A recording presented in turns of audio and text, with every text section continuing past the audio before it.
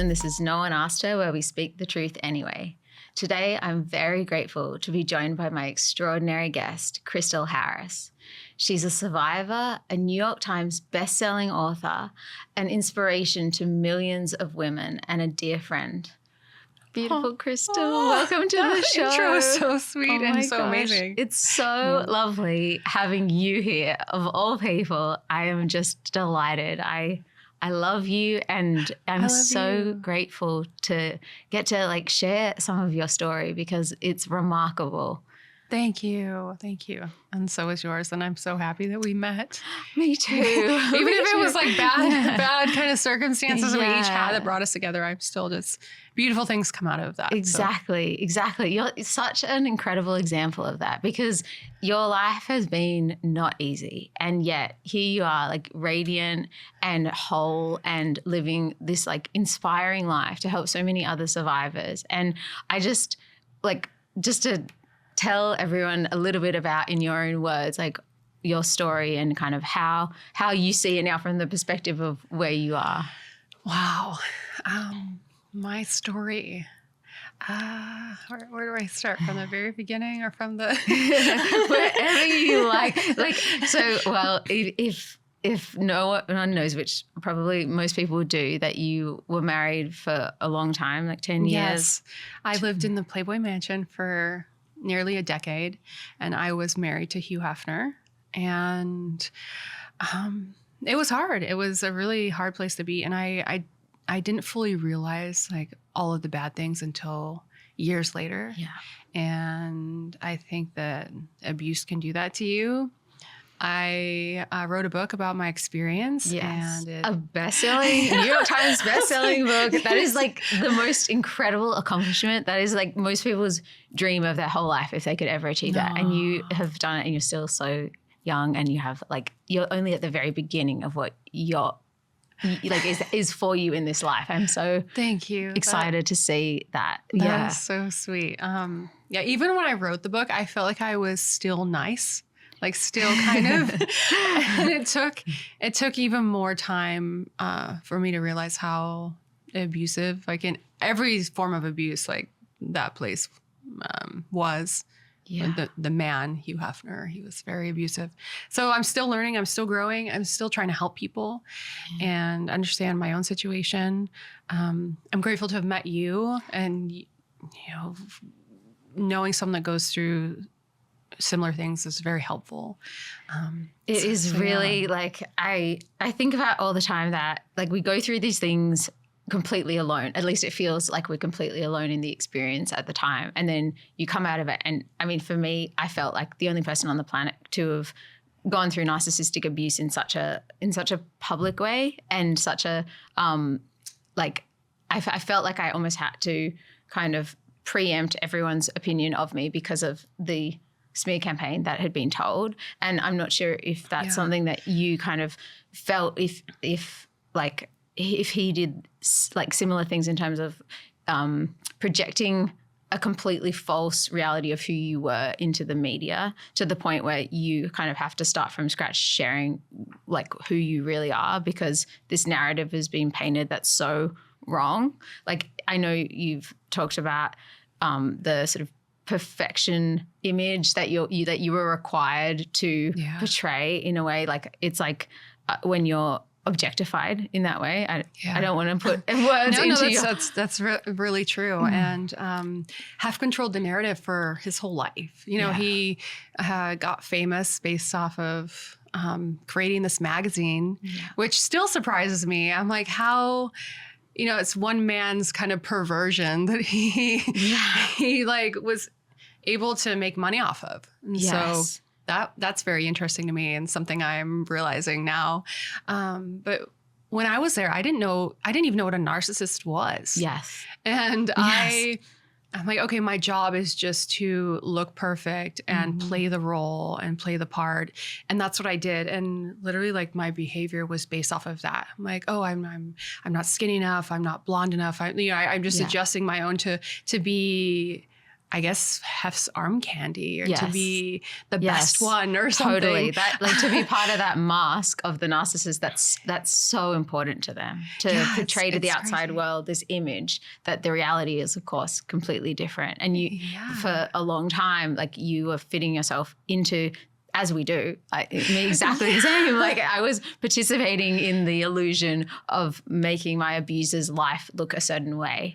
Yeah. And then when I came out of it, it was like, that's how I felt. Like I had to almost start from scratch to be like, oh, I was part of the distortion, you know, like I was playing a role in making him look a certain way when the reality of it was something totally different. And I think it's like so amazing and inspiring that you now are able to even like to look back at all of that and have this, like, I don't even know what the word is. It's like this, because you are so smart and so insightful and intelligent in such an emotionally intelligent way. So to be kind of one-dimensionalized into this character almost, I can really relate to that because, like, I mean, yeah, you're so multidimensional and so deep, and I think, you know, he really tried to kind of not let anyone see that fullness of who you really are. Oh, thank you. Yeah, I think,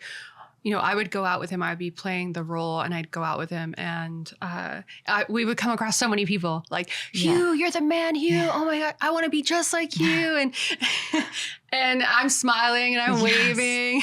But then you're like, who am I? Like, eventually you get to the point where you're like, who am I? Like you just molded yourself into playing a role in somebody else's life. Yes. And meeting you too, I'm like, yeah, there are so many dimensions to you and your soul is amazing. And I feel like now in your life, you're able to like show the world that, and it's very important.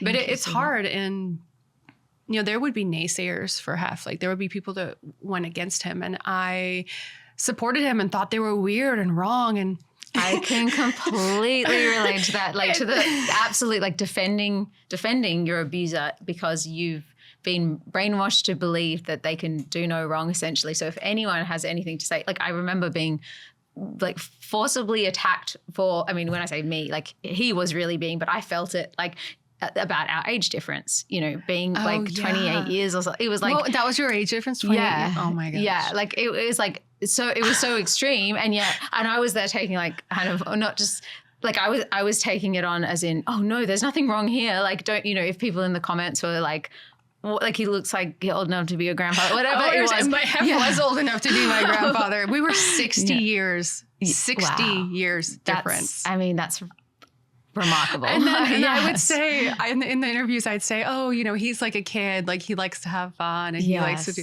and it's almost like, you know, I don't notice, saying it that you don't notice the age and stuff. Like, why did I say that? Yes, it's so interesting how like we make those excuses at the time because, well, I think especially like for both of us, there are so many similarities in terms of the coercive control that was utilized to keep us almost prisoners in our own home for those years, and how much, like what it really is to be a survivor of coercive control, because it looks kind of invisible. Like I'm sure, and we've talked about, you know, you getting people sort of questioning, oh, like you had legs, why didn't you leave, or whatever it is. And it's like for people to even begin to understand what it's like when you're have been in an abusive relationship with a narcissist, your whole brain has been kind of rewired to play that supply role. And they're so good at it. They're like masters at it, to the point where, you know, I mean,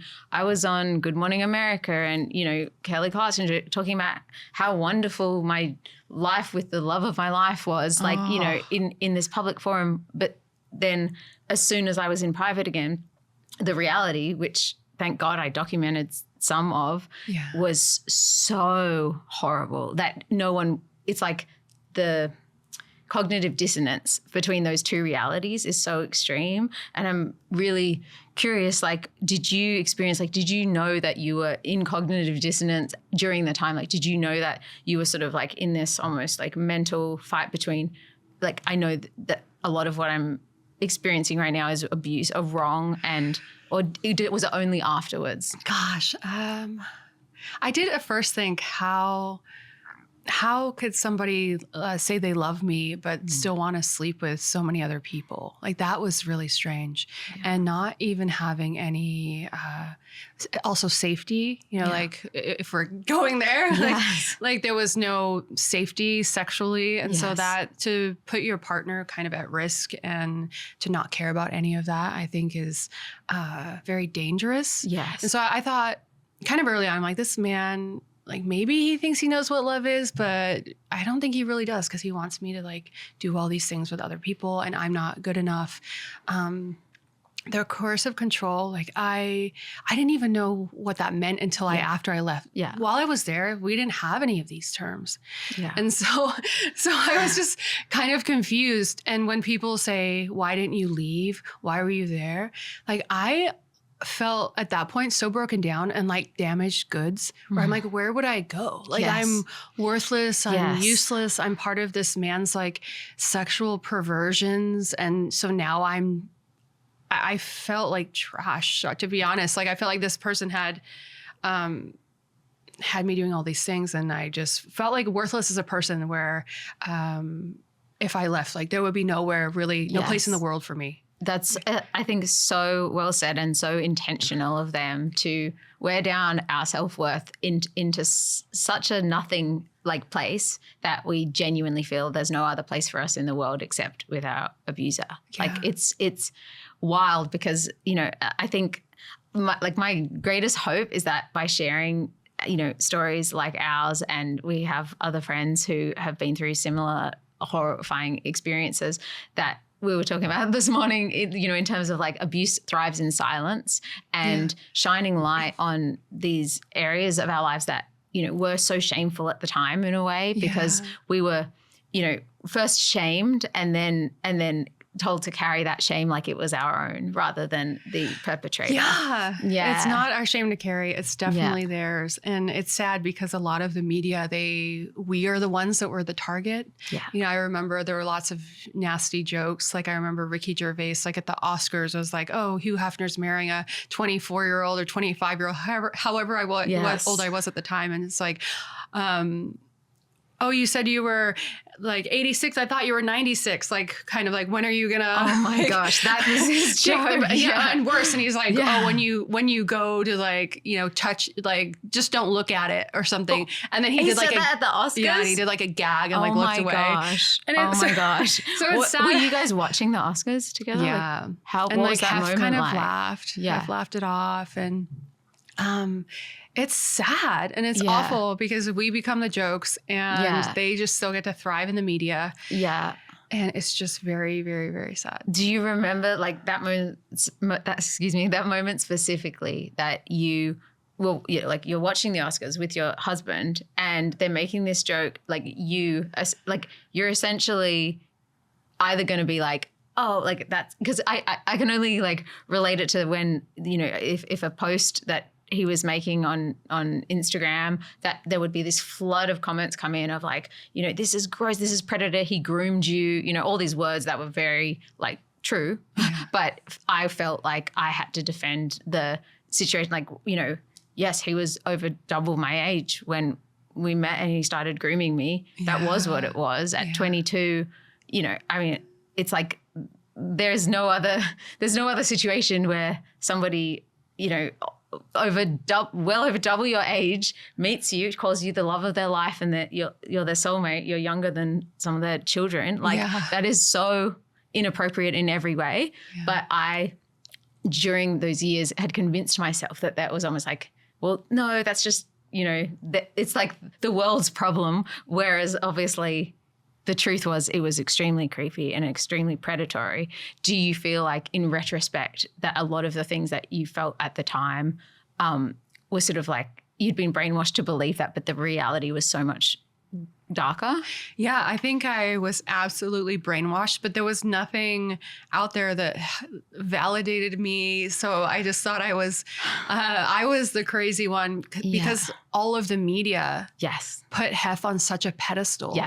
That I'm like, okay, if they all see him as this larger than life, amazing human, there must be something wrong with me. Wow. Yes, of course. Because you think something is so, and I would watch interviews of his from the past and there was this one where he was arguing with feminists and a woman said, let's see you parade out here with a bunny tail on and stuff. And then she said, calling women animals, saying that we're animals. And then he said, women are animals. Like what else would they be? What? He's like, what's left? A mineral or a vegetable? Which is true. Oh my God. And I'm like, yeah, go Hef. Oh like at that time I was like, Yes. I was like siding with him and like, yeah. Yes. Like fighting against like that. Yes, women are animals. Like, I'm like, wow. Yeah. But I'm like, I'm going against myself. Yes, totally. While he keeps me in this dilapidated, gross home, and I can't see my family. Yes. And you're not allowed to leave like without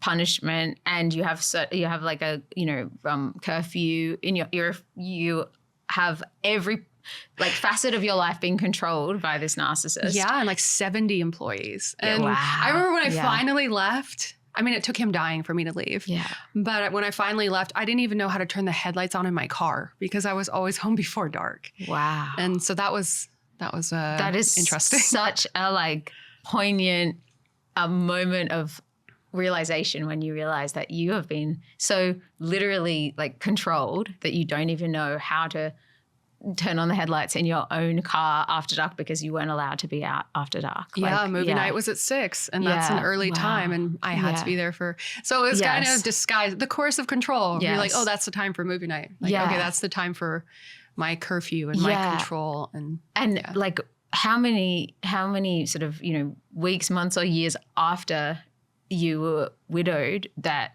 you like sort of came to realize, wait a minute, what I was believing was planted in my brain by somebody that had intended me to believe all these incorrect things to keep me under his control. It took a while. But one thing I do want to say, like when people finally leave a bad situation, you think there's nothing else out there for you. Like the universe will catch you. Like that's what I learned. The universe will catch you. Right after he passed away, I could not even leave the house. Like I was so confused. Yeah. He was in the media. He was old for so long. So you just, you see him as kind of immortal. Yeah. And cause he's just like this older man character for so long. But after he passed away, like, how do I move on? I don't know what to do. Yeah. I couldn't stay in the bedroom we stayed in, but I stayed in one bedroom of the house for like 6 weeks. I didn't leave. Wow. And I remember his kids like went to Katsuya or something. They all got paparazzi'd. And I remember security calling me saying, people are leaving flowers at the gate. We're going to have to clear them. And I was holed up in this room, like not knowing like what my next steps were in life. Yes. And because you were like 21 when you met? So I was 2008 when I went in, and then 2018 when I went out. So that's a long time. You don't know. And not having, when you don't have an identity of your own, someone can give it to you. Yes, that's so true. The person who gives it to you can also take it away. Yeah. So wow. Okay. That's like an epiphany as you just said that, because that's so interesting why they target us so young, because at 21, 22, you haven't fully formed. I mean, you're still like, I just moved from Australia at 19. Like hadn't been an adult yet in the world. You're still in survival. Like what is this new country? And yes. Still trying to figure everything out. But the things that they start to implant, like that becomes your reality. And then, it took 10 years for me to turn into the full-blown like narcissistic control. My whole life was that, but the seeds that were planted that young, really affected me because I didn't have a loving family or home or anything to, counter that. So when somebody shows you that kind of false love and false safety too. Safety. Yeah. I remember in your brilliant book that every single person needs to buy and read because it's so nice. Like authentically inspiring, brilliant, insightful for every survivor and everyone who wants to understand what the difference is between how something is portrayed to the outside world through the media and through all these ways and what it's really like to live it. Like you did such a remarkable job of that. Thank you. Yeah. This moment, like I know there's this picture of you like on the other sides of the rope, like in the mansion on the night that you guys met, and you look like a child, like you're so young and innocent in a way. Like it's like you see that was your last real moment of before you were fully ensnared by him. And then you see the other picture on the other side of the rope and he's like, you know, got his arm around you. And it's like, do you remember that day? And what did that feel like at the time? I do remember that day. And I think I talk about it in the book as feeling like I was kind of at the zoo because Hef's cabana was all roped off. Yeah. And so the crowd were all on one side and you're just watching like Hef and whoever he's with. And so you feel like he's in an enclosure and you're just like kind of watching. And then, which is also ironic because really like you guys are almost the ones that are in the enclosure. Yeah, but it's so like, I ended up going in there. And so it's like, well, I'm on one side of the rope. Now I'm in the enclosure with them. And it was surreal that night. It was like my brain, my like young brain. Because I feel, now I've just turned 40. So thinking about my 20-something-year-old brain, it's just sad. And then coming from survival, like you did, my parents came from England. They didn't have any money. I was pretty poor growing up. My dad died when I was 12. Yeah. And so just my mom and I, and like we rented one bedroom in some other family's house. And it was tough. And you think everyone that has money is better than you. And so it's kind of like survival and getting by. And, my mom dated a lot of older guys that had money and like, oh, that's the thing that you should do. And she had a lot of plastic surgery. So it's like, it was like the perfect storm for me to like go into like the Hugh Hefner atmosphere. And so my life had like led me up to that point. But being invited on the other side of the ropes, it was just such an out of body experience. And I didn't know what was going to happen. And I'm like, I'm here. Apparently everyone wants to be here. Yes. So let's see what happens. Like, cool. I made it. Wow. That's incredible. And so you're like, well, this is what the world tells me is what I'm supposed to be and want. And now I'm here. And then how soon after that were you sort of experiencing things that you were like, wait a minute, this doesn't feel right? Like, I guess right away. Yeah. And like the whole world, Playboy was put on such a pedestal. Yes. And my mom, after my dad passed, she married this guy named Tony because she needed a green card, sadly. And he thought he was just so cool and so rich. And he was, whatever. He was. Now I'm like, but he had like all these Playboy magazines, like in these special bindings. And I would open them and see these beautiful women. I'm like, wow, they must have the world at their feet. And they must be like, they're beautiful and they must be rich and powerful. Yes. And so that was part of I'm like, wow. And so I was there, I got behind the ropes and I didn't know what was next. Like now what? But soon after, he expected group sex the first night. Night. I was like, I didn't really drink, but I did that night. I'm like, I need to drink. Yeah. And then, right away, I think he said he loved me. Something like that. They do that. Yes. Like, oh, wow. Such like an effective tool. Yes. Like wait, you mean people can say they love you and not really mean it? Like, yes. Like, you don't even know me. Exactly. Yes. Yes. Right. But do you think that like narcissists and similar predators do get a sense like of, I don't even know how to quite say this, but in terms of like the vulnerability to have come from a abusive or difficult upbringing or like having none of your needs met as a child, and then you're kind of like almost like ripe for the picking for a predator at that age. Because I feel like I was almost like taught from a really young age to override my instincts and my comfort and make sure that the predator was comfortable. Like, and when I say, like that was literally what I was taught. So when I got to, be like just a young adult, that was it took me many years, and it's something I'm still learning now, to how to like trust my instincts, put boundaries in place and say no. Like I was never taught to say no. And that is really like when you're, like young, bright girl in this world and you're put into, especially like Hollywood or any such like place that there are an extremely high amount of like very famous men with a lot of power and a lot of money and a lot of like ability to kind of catch young girls in that situation, I feel like it's almost like you have a sign on your forehead, like, pick me because I have no ability to put boundaries around, like, you know, it's like, I don't know how to explain it other than I feel like you're kind of like a walking target for these guys. And that's not to say in any way that anything that they've done is excusable. It's quite the opposite. It's like how pathetic to pick, you know, to choose, like, it's their only option, because anyone that's healed or is comfortable with themselves wouldn't ever. I feel that everyone that came through the Playboy Mansion was broken in some way or another. If I wasn't broken, I wouldn't have ended up there. Yeah. And I remember one time Hef's secretary, Mary, saying to me, Hef always picks the ones with the broken wings. Wow. And that, you know, that was powerful. Yeah.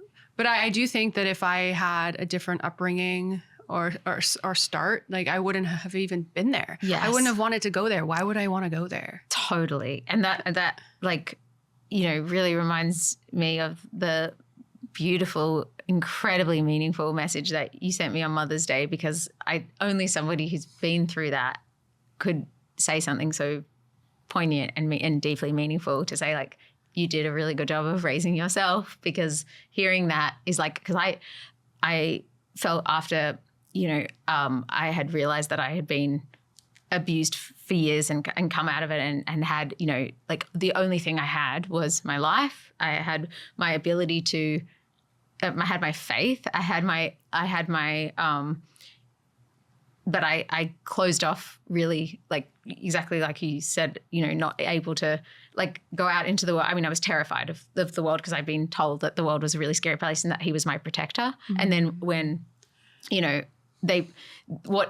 it's like, it's designed, I always say that narcissistic abuse is designed to kill someone's soul, because it's really like it's like a murdering of everything that makes you, you know, worthy and valuable, and of just respect and kindness and love and all these just basic human rights. And it's all taken away from you and distorted in this way that you come out of it with, like, such low self-worth that it's almost like an inevitability, unless you go on a really strong healing journey, that you're not going to survive. And so that's why this is like a long way of saying, basically, like, you are so remarkable that you turned that experience and went on your healing journey, and are now still on your healing journey, and have become this version of you that your younger self would be so proud of. Thank you. Thank you. And I feel the same about you. I first met you and I'm like, oh my gosh, her soul is so beautiful and I love being around her. And I thought the same thing. I'm like, she's become the person she always needed. Wow. And that's like you said, it's hard to get there, because some people, when I think of a narcissist and what they do, like, I feel like it's like they suck from you and, like, they grow and then you shrink. Yes. Like, it's like, it's I don't know why it's reminding me of like Pac-Man or something. Exactly. Like, no, and they're just like getting taller and you're getting smaller. Yeah. And it can, like, I know some women that have come out of there that are still struggling with so many different things, you know? Yes. Different types of addictions, different types of things. And it's just hard. Yes. And some people don't make it. Yes, exactly. And like, I think, you know, it's so important to emphasize that not only is it possible to survive, like, almost unsurvivable, but you can come out of any abusive relationship or situation or upbringing, and at any point, it's never too late. If you still have air in your lungs and you're still blessed with this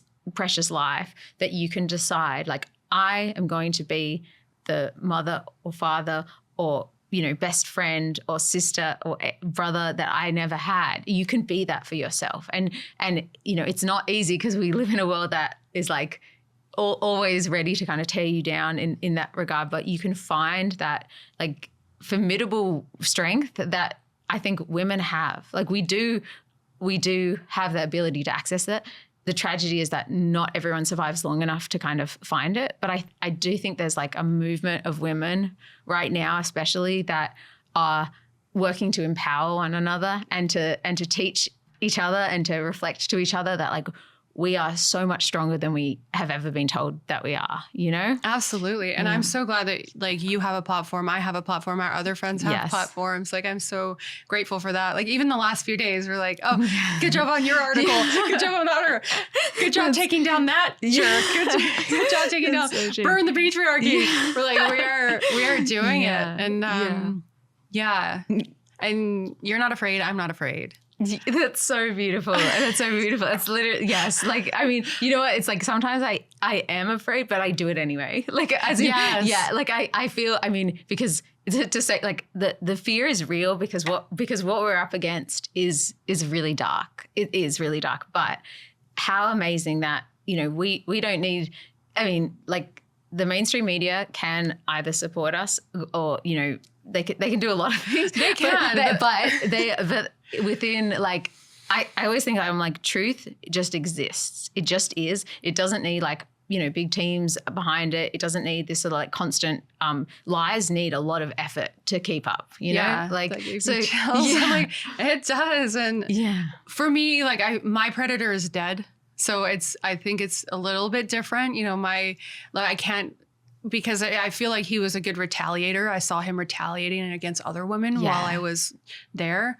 Did you see that in the media mostly, or with just like personal attacks? What kind of did that look like? I remember someone had written a book about their time at the mansion, and he said they're deciding to change the narrative of what it was like there. Yeah, and I was on board. I'm like, yeah, you know, how dare they? Of course. But now it's like I learn more, and the more I learn, the more I side with exactly what you say, the truth. Like nobody can argue with the truth. Yes. Right now, there are 3,000 scrapbooks, like personal scrapbooks that he just collected his trophies of women. And now I found out, and children. And so, you know, the deeper you dig, the grosser this gets. Yes. And I was pushed out of all of that. Like I wanted to expose everything, and I wanted to protect all the people in there because of AI, the internet, everything. Yes. And I was pushed out for trying to do that. And so I don't know. I just think. But yet, like you are such a badass and so brilliant that you recently were in the media because you like fought in the courts against him being able to keep all of these images, and you fought with, is it Gloria Allred? Yeah. Like you were up there like having the press, like having to write the truth. Like almost, it's like they can idolize him all they want, but you're there counteracting that with truth every day. You're on your platform to, you know, your millions of followers, your voice is so powerful because at the end of the day, like he still, you know, has the machine that's going to continually like uplift Playboy as this. Yeah, Playboy, the company itself, is still trying to make money. Yes, exactly. Yes. The Hefner IP is separate. Like, so there's this one man, of course, that has stolen everything. Yeah. And I'm trying to free all those people. Yeah. And in the meantime, like, okay, what is publicly available that I can look at? Every issue of Playboy is public. The company like wants to make money, so you can pay for access to all of the magazines. So I went through those, and I found so many things that were awful. Children, and like when we're talking about children, like this is sexual assault and rape of young girls that has been filmed and photographed and now scrapbooked. There's everything. He has everything, and even the magazine itself had playmates that were not 18. So they let Which is women, statutory rape. Yeah, and there was these different pictorials where it's like, you know, come get me daddy and things like that. And cartoons that were of child molestation that was about to happen or just happened.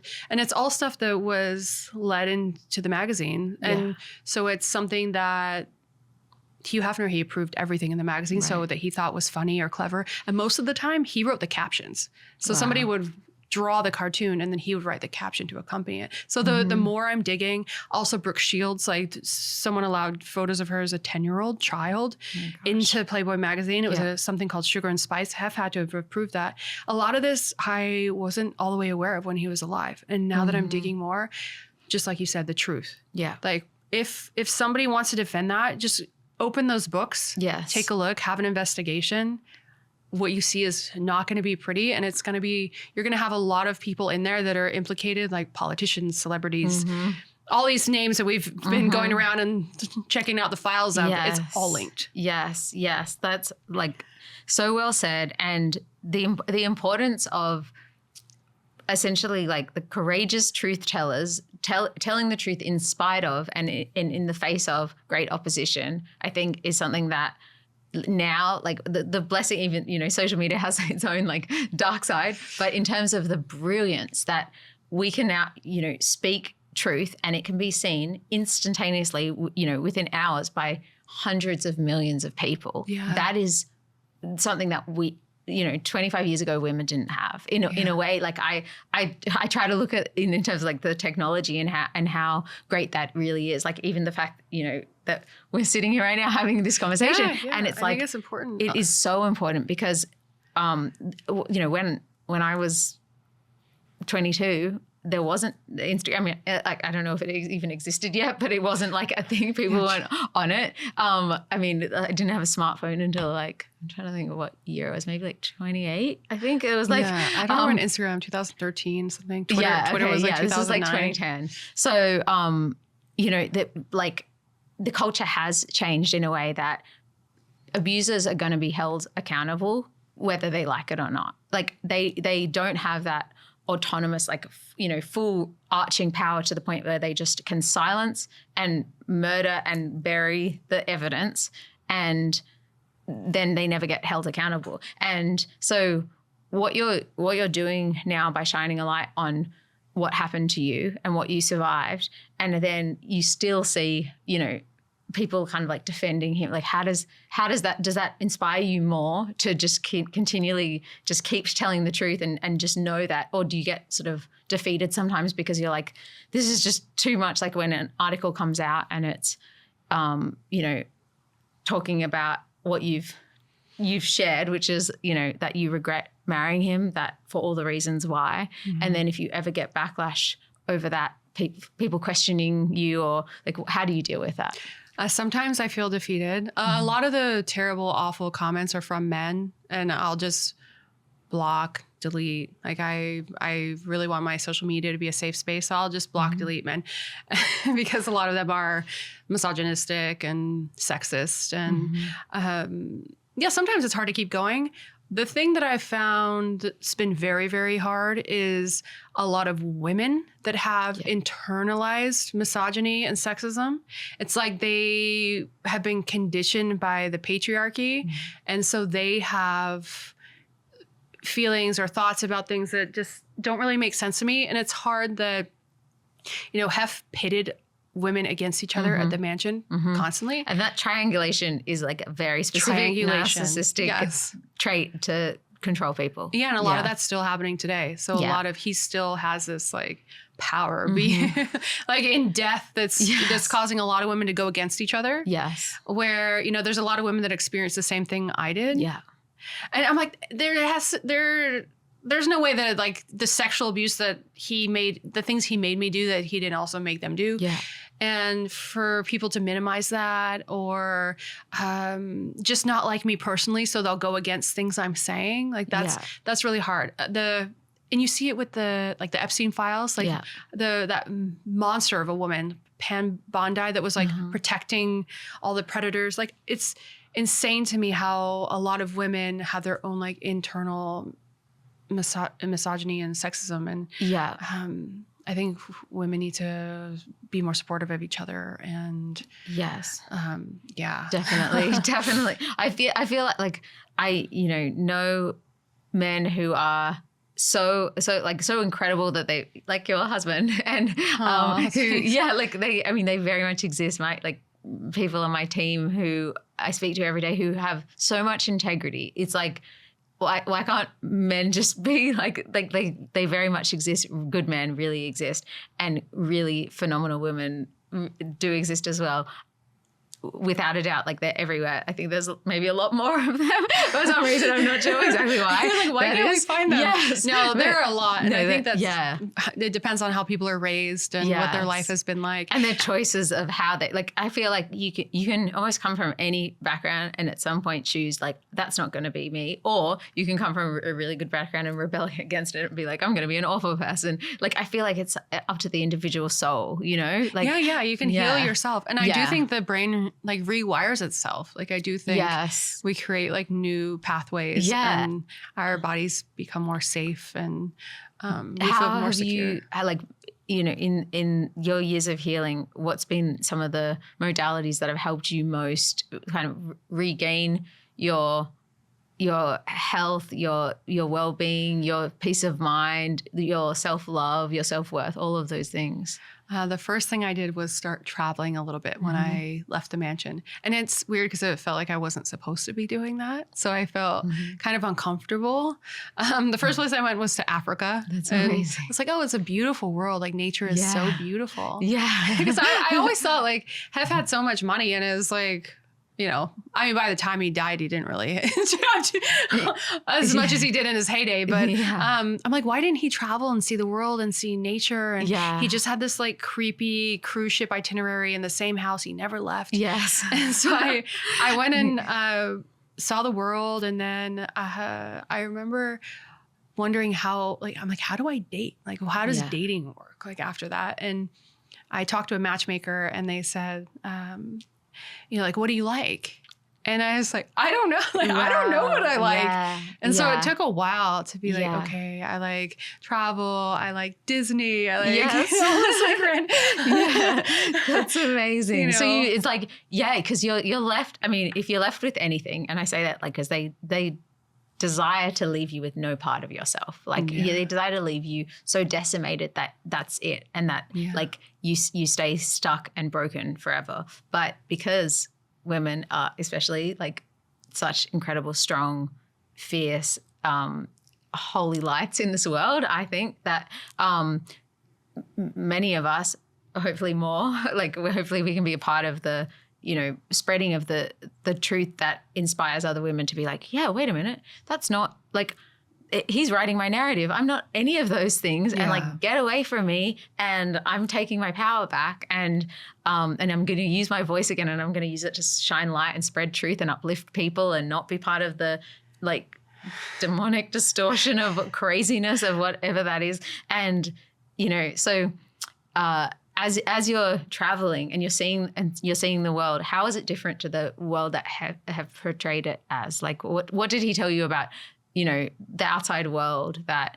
Oh, that it's terrible. Even to the point the mansion was full of mold, and I was trying to open the windows to get the air, and he's like, "Oh, the good air's in here." And I went around opening the stuff, and he went around closing it all.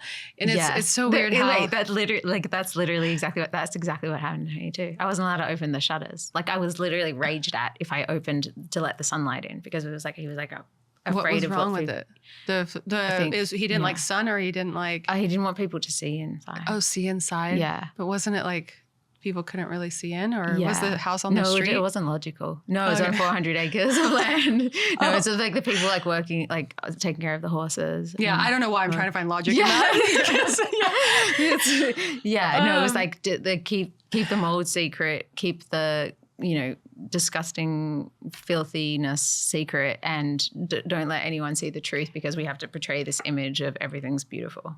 Wow, that's insane. Yeah, Hef's was that I'm letting the bad air in, which I don't know. Bad air. I don't know. I don't think he cared if people. He was outwardly a total pig, and people still like sided with him. So I don't know. Yes. Like, I don't think he was trying to hide from any people or. It's just so weird. Yeah, there's so many things I do now in my life that are kind of. Just kind of fighting against him. And like, I left college, like he kind of pulled me out. It was my last semester before graduating. You either like, you have done your master's in psychology. Oh, so, I went back and finished my bachelor's degree. Yes. And right now I'm in my master's program. I'll have my master's degree November 9th, and then my PhD program starts November 30th. Extraordinary. That is amazing. I'm so proud of you. Like, that is the most the most incredible thing to do, to literally be like, I'm going to learn the psychology to help everyone. Yeah. Like, and I'm it's going to uncover this. So that's amazing. no more really. dumb blonde or whatever people thought about me, right? You couldn't be further. If there was literally like ever a total inversion of truth, that is calling you that, because you are the exact opposite. Did people say that about you? Did they? Of course. They did. Yeah. I mean, I still feel like I have to fight against the smear campaign every day. Oh my Every gosh. day. Well, There's not a day that goes like, by. Yeah. Now I'm like, I'm not even blonde. What now? You know, I feel like I'm fighting against everyone still. I'm not even blonde. I mean, I'm proudly blonde. Like, but I'm like, that doesn't make me unintelligent. Like, this or that. Yes. It's just, you know, in some way we're still fighting against the people that, you know, say bad things about us. And yes. I mean, if I try not to like repeat, you know, the lies of the smear campaign, but basically everything you could possibly imagine saying, like vindictively, evilly, and nastily against a woman was said about me, both by my abuser and the people who worked for him, and, you know, so publicly that I feel like I have to be like, please don't Google me, you know, in terms of, that's a wild way to be in the world, to be like, please, whatever you do, actually get to know me as a person rather than believe anything you read on the internet, because it was all written by, I mean, it's getting better, obviously. Yeah, now. it is. And before, I want to say, like, there are, like, before I met you and I saw your story online, I just thought, like, you come across as just a beautiful person who, because I had seen that this abuser person's own daughter had said that this person has these certain traits. And so I saw your story. I'm like, wow, I'm so glad she's speaking out, because thank you, beautiful. Yeah, people need to hear it. So people need to hear it. And thank you. I like what, I mean, when I think you reached out to me on Instagram, and I like immediately obviously knew who you were, but I had no idea of who you really were. I did not know you were the smartest, sweetest, kindest, most badass, like warrior for the light. I didn't know any of that, and I quickly learned it. Like, obviously actually getting to know you, but in terms of like the one-dimensionalization of our characters, that they would love that to be the case, wouldn't they? Wouldn't they love like us to be, you know, silent and stupid and like not able to piece together what happened to us, and kept like being attacked by the world, and yet here we are in the very long and endless process of taking back that what was everything that was stolen from us and using it for good, which is like, I always think of it in like spiritual terms, but it's literally like the darkness is so scared of the light. Absolutely. You know? Yeah. And absolutely. it's really interesting that he said that thing about you opening the blinds of like, opening the window, like it's like the opposite, you know, like letting the good air in, when the fresh air was it was like fresh air. I know. At one point it's like, I remember when he was dying, basically, and he had a sepsis and he was dying, and it had rained, and the rain is dripping literally inside, and I'm like, this is going to create mold. But then I'm just like, fuck it. Like, he doesn't give a shit. Like, he doesn't obviously care about his health. Like, and it's like, what am I? Yeah. Like, if this is how this man wants to, you know, be in here inhaling mold all day, and he's going to maybe compromise his immune system and pass earlier because of it. Like, and you got sick living in the mansion too, right? Super sick. Yeah. I'm still fighting mold in my system. Like, it's a serious thing. You know, I remember you telling me that you had like you had a part of your closet, and there was still like other women's stuff there. I had like a part of his closet. So it was maybe like a fourth of the closet. And that was that was like my room. It wasn't just my closet. I had a desk in there. Yes. That was the only part of the house that was like, my space that I was, but even that was only half a closet. Like, it's so sad. Yeah.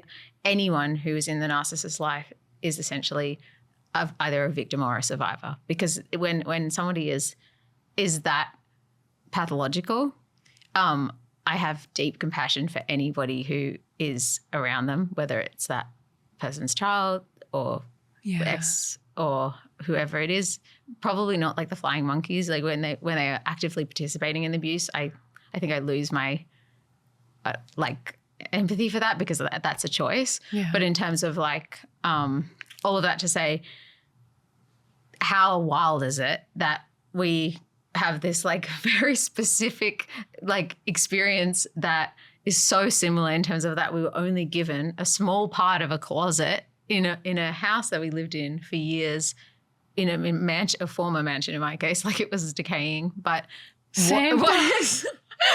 what is that? Like, what do you make of that?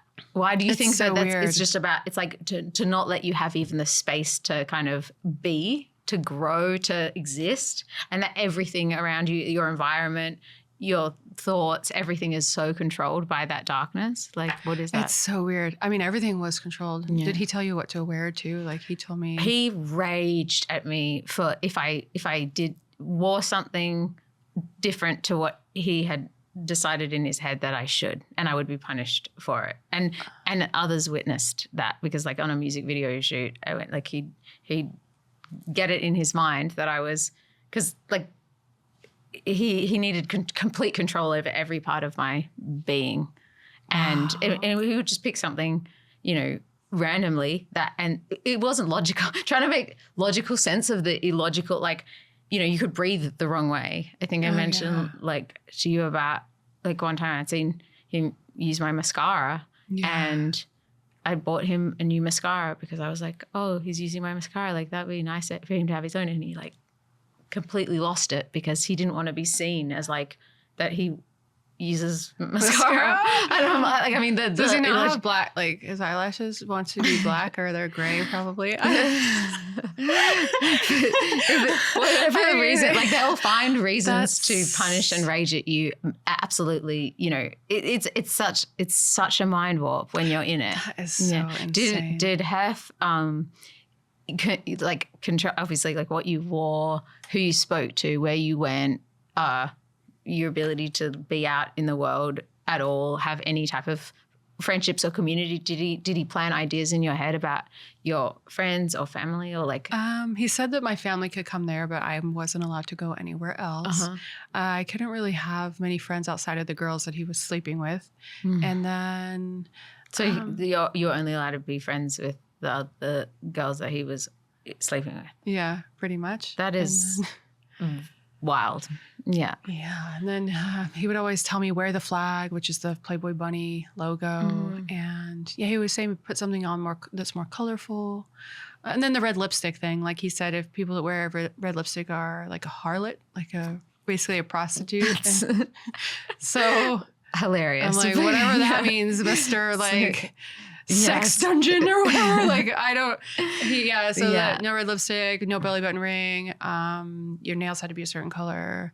So complete control over your body and your environment and your mind because of all the stuff that you like were coerced into believing and fighting for. So you come out of that and you're essentially like, did you have a Stockholm syndrome somewhat, or like did it take a while to identify that you had been coerced that badly? Or absolutely. I know, like, you know, I laugh a little bit through this stuff, but I think it's like part of like what gets me through. Yeah. But yeah, I realized it was bits of Stockholm syndrome and that it was like the Wizard of Oz. You know, it's this, the almighty Wizard of Oz, and you like pull back the curtain, it's just this little man. Yeah. And that's what he was. Yeah. Like, you are just such a little man who tried to destroy my life for almost a decade and erode my confidence and sense of self. And he even wanted me to talk like I was helpless and like a child, and like all those old movies where all the women are fainting and helpless. And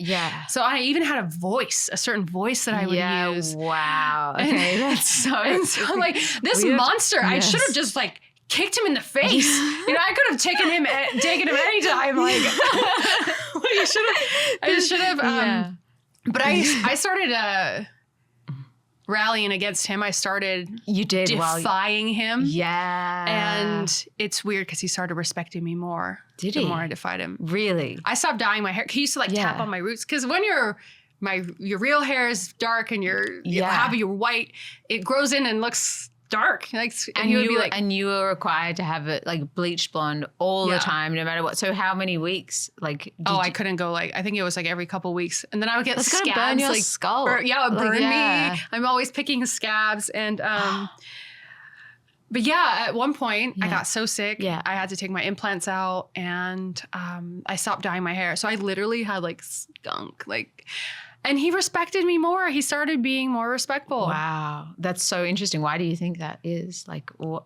I think it's because I started having a backbone, and he just, I don't know what it is. That's very interesting, because mine was the opposite. Like that I tried to, like for Christmas, I asked just the one thing I wanted was my car, like shipped to be able shipped to from keep LA to Nashville to the farm. Okay. So that I could have a car, because I thought somehow that having my car would mean that I could use it. Of course it didn't. Like I did get that. That was my Christmas present. And we were married at this point. Your Christmas present was getting your own car? Mm-hmm. Yeah. Yes. There's the idea that you had before you knew him? Oh, my car that I drive here. Okay. Like my car that it was sitting in. It's not like he bought you a car for your Christmas present. No. He shipped it. Yes, he shipped my car for Christmas. That you could have just like gone and driven yourself if you were allowed out. Yeah, like before I was ensnared, that was my car that I was driving around everywhere. But then it was like not even a topic of conversation. It was like when I moved to the farm, it was like, you can use my truck if you need to go anywhere, but like I wasn't allowed to use the truck to go anywhere except to get my nails done once a month, and on a very rare occasion to go to the chiropractor, because I was having so much back pain, because it was one of the many physical symptoms, like constant migraines and fainting and all sorts of things that my body was like having a allergic reaction to being abused. And so that I was allowed on occasion to go 5 minutes up the street to the chiropractor. But sometimes I wasn't. And so, he'd rage at me. It was psychological warfare. It's so easy from the outside to sort of say, well, were you being chained? Was there, like, why were you such a willing participant in your own prisoning? But is there anything that you would say to those people to kind of shine a light or make them possibly understand that what it's really like? Like when you were living in the Playboy Mansion for all those years, at one point you left, right? And then can you talk a little about that? I think the battle while you're there is like, oh, they'll see my worth eventually, or they'll, I'll prove to them that I could do this the right way. And it's like your mind just goes to that. And I think it's survival. You just you go to more survival mode, and then you're not really thinking about much external stuff. Yes. Like it's so like your strange. world goes down to just this, for sure. And it was hard for me because of the media, like, because he had such a stronghold in the media, and I don't know why they didn't question things. I don't know why the media is like, hey, like, still you're to a this gross, day, dirty old man. Yeah, still to this day. Why do you think the mainstream media is so complicit in the further abuse of victims? What is that? I think because it maybe gets clicks, or maybe it's controversy. I'm not sure. Like I really hope things are changing. Yeah, I think that they are, but yeah, to have put that man on a pedestal for so long, and like, oh, here's Hugh Hefner and his, what was it, like at one time 7 girlfriends, and it's like, why? Like, this guy's dirty, gross. He created a masturbation magazine that didn't make the world better. Like, if anything, it stopped real, actual, beautiful intimacy and communication for people. And it paved the way for porn sites and all of these things now. With OnlyFans, at least the women are in control. But even then, they're not. They're kind of like puppets for whatever these men want them to do. So I do think the whole thing is so toxic. And I don't know why. Like, I really don't know why the media still even likes talking about Playboy and Hugh Hefner. And when you see that, there's a positive article still be written about him, or a part of a TV show or something, how does that make you feel, knowing that all the work you've already done to speak the truth in public? Like, how do you, like, this is, I'm like trying to learn, you know, as I'm doing this, how do you not let that just kind of put you back to square one, or feel like it's not even worth, you know, you're never going to change the narrative, essentially, because the lies are so much louder. Yeah. I think he controlled the narrative for so long that it's like, okay, I feel like what I talked about earlier about the narcissists, how they feed on you and they like kind of grow and you get smaller. I feel like with every article and everything that talks about like, this was bad, he was actually a piece of shit, he did not do good things for the world. Everything, like I'm just building my back up. And I think since he was controlling it so much, anything that I could put out there to be like, hey, this guy abused women, children for so long and let other people abuse them and his friends and whatever, just, I don't know, for fun, for what? It's like out of being horny, you like ruin people's lives. Like I have no idea. I try and fight through. And there was a comment that was hard I read that was me defending myself, and someone said, well, Hugh Hefner's legacy will live on far beyond this woman. So, you know, that is okay. Firstly, that's absolute nonsense. That is absolute nonsense. Secondly, like you are at the very beginning, like even though of all your accomplishments and every amazing thing that you've done, you have the rest of your long, healthy, vibrant, blessed life to continue. Like his tirade is over. And the people working for the company and, you know, all of that, like the company's dying. Yeah, exactly.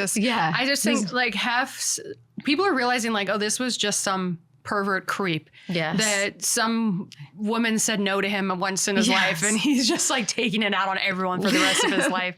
And he wasn't an actor. He wasn't a singer. Like he wasn't somebody whose kind of material is going to live on. Like no one's going to care about a porn magazine. Like he's easier to squash. I could talk to you forever, and I will continue this conversation off the pod, but I am so grateful for this time. Thank you so much, beautiful. Thank you for coming on. I love you. I love you so much.